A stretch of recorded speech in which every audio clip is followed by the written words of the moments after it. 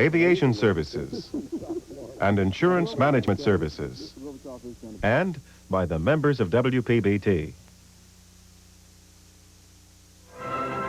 Great Performances presents the romantic swashbuckler, The Eagle, starring the legendary Rudolph Valentino.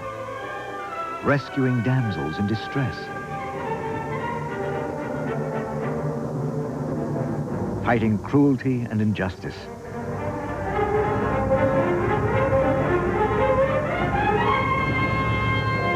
A Russian Robin Hood who steals hearts as well as gold. The Eagle, next on Great Performances.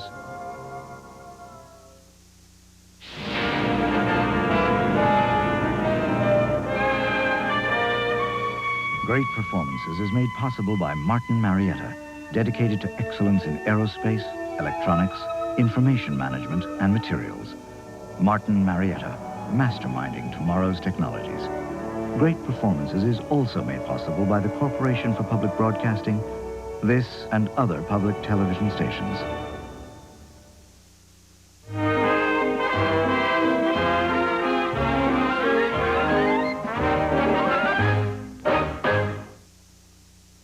Rudolph Valentino had 1 year to live when he starred in The Eagle in 1925.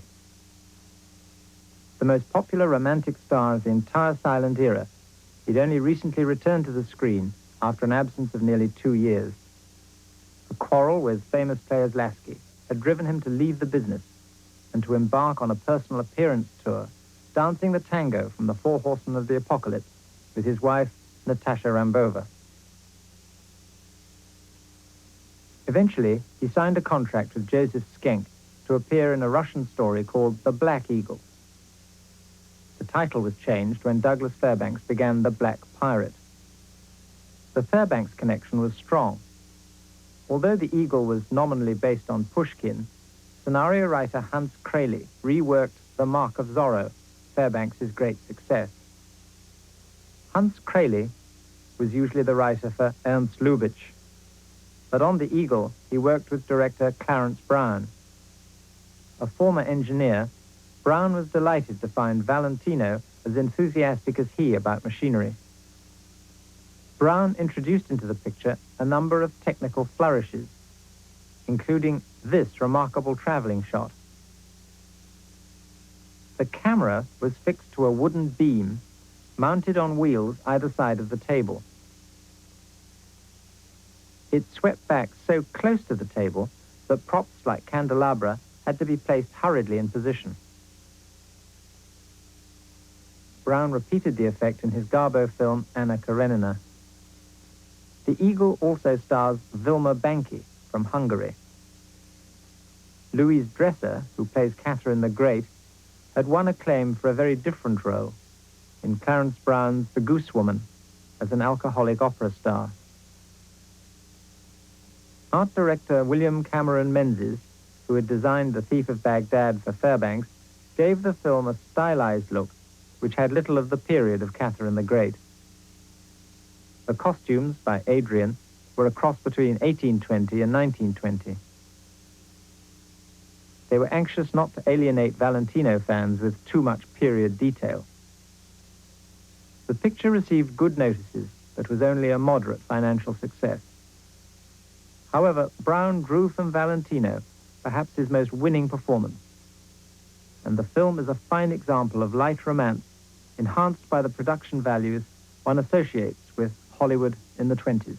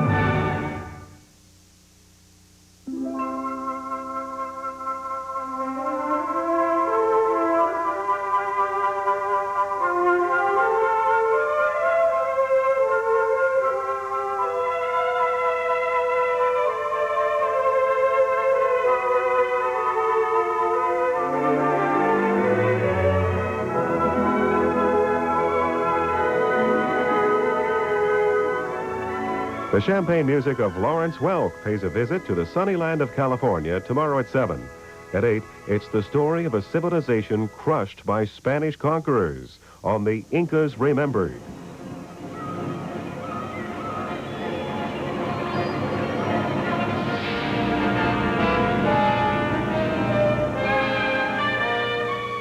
Great Performances is made possible by Martin Marietta, dedicated to excellence in aerospace, electronics, information management, and materials.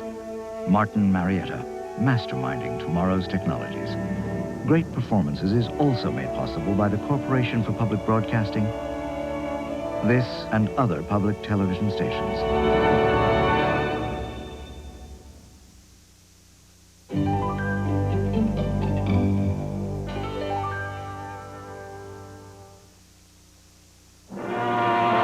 December 24, 1913, Ellis Island. 1 million immigrants had arrived in 1912. 1,200,000 more were to arrive this year, including a 17-year-old, Rodolfo Guglielmi di Valentino, who knew no one and couldn't speak one word of English.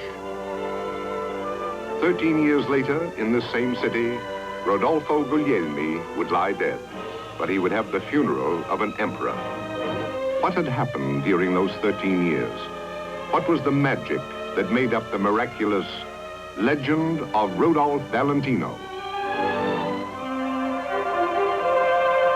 The orange groves of Hollywood were giving way to movie studios.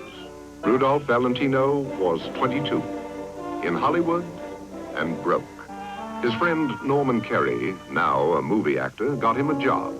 He was immediately typed: gigolo, gangster, crook.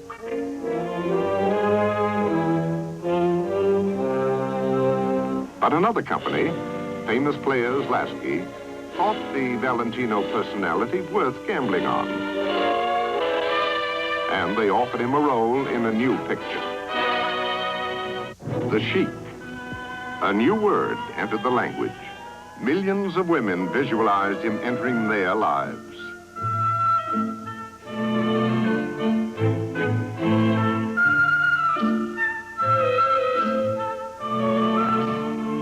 Here was a new kind of lovemaking.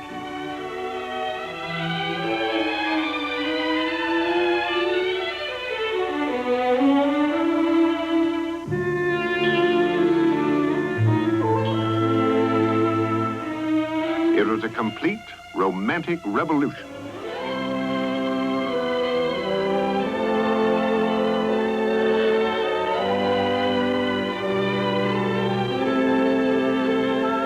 Valentino became the biggest name in pictures. With George Fitzmaurice as director, Valentino planned a sequel to his first success, The Sheik. Many thought it ill-advised. The Sheik had been parodied so much that a film called Son of the Sheik could only be laughable.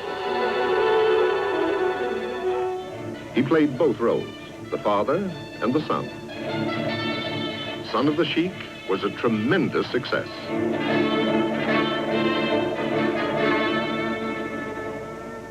Valentino was in New York to attend the preview showings of Son of the Sheik. Lines of illness were already apparent on his face.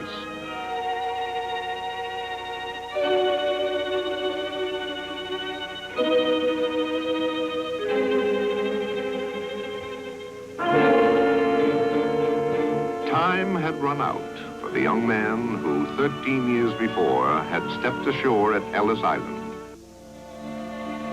All of Hollywood attended the funeral.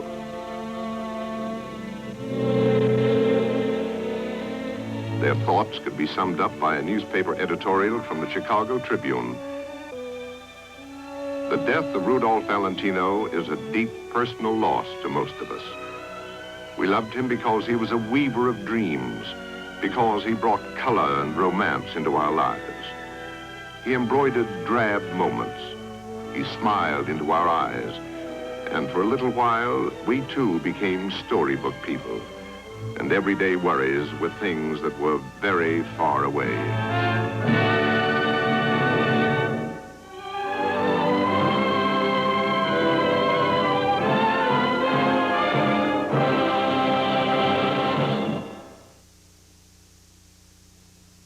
specially acknowledged gifts from the Janet A. Hooker Charitable Trust and Writer System to offset our cost of bringing you great performances. The Janet A. Hooker Charitable Trust, dedicated to excellence in the arts. Writer System, Highway Transportation Services, Aviation Services, and Insurance Management Services. And by the members of WPBT. Holy cat! There's a new student at Lawrenceville. Just what the Dickinson needs. A man of grace and charm to show you how it's done. Bud Hicks and his crew over at the Dickinson will straighten him out, never you fear. He is a major embarrassment, granted. But violence would ruin everything. Subtlety is all in these cases. American Playhouse presents Never seen my house in such an uproar. The Beginning of the Firm. Wednesday at 9 on member-supported WPBT. The following company encourages other South Florida businesses in the support of WPBT.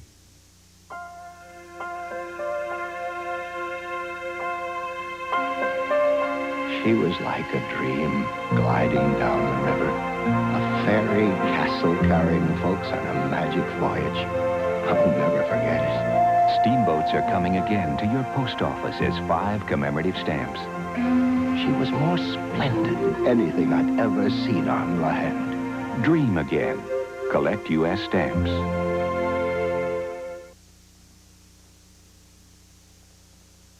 This is Member Vision, WPBT, Miami, Fort Lauderdale, and the Palm Beaches.